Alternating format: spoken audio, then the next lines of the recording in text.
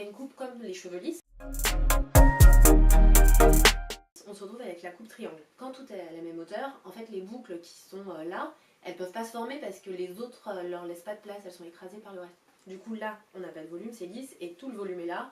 Et c'est vraiment pas terrible, les boucles n'arrivent pas à se définir, tout ça. Il y a vraiment des coupes spéciales pour les cheveux bouclés. Quand on a les cheveux très longs, les boucles remontent beaucoup moins. Si on veut avoir des boucles très rebondies, en fonction toujours de sa nature de cheveux, parce qu'il y a des cheveux qui vont juste être ondulés, ils vont pas du tout pouvoir avoir des boucles très serrées.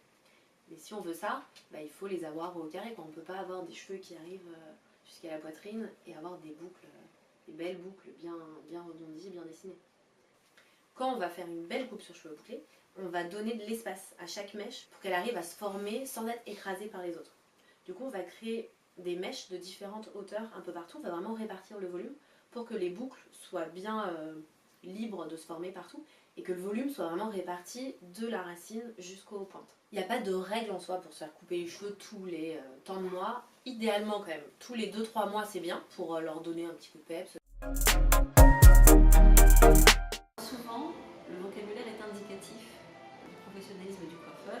S'il commence à parler de touffe, c'est que ça va pas bien se passer.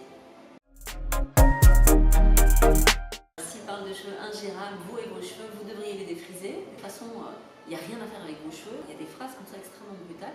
Il est évident que si votre coiffeur vous dit ça, c'est pour en changer. Normalement, il n'y a pas de peigne à queue, il n'y a pas de coupe sur cheveux mouillés, il n'y a pas de termes négatifs ou dépréciatifs. Pas de shampoing décapant, il n'y a pas de lac, a priori on laque pas un cheveu frisé. S'il y a des mousses qui sont utilisées, il faut que ce soit des mousses sans alcool. Enfin, vous pouvez demander à vérifier, il faut surtout poser des questions. Le cheveu mouillé est plus long de 20%. Et si on coupe plus le rétrécissement de la boucle, vous vous retrouvez avec une coupe sapin de Noël.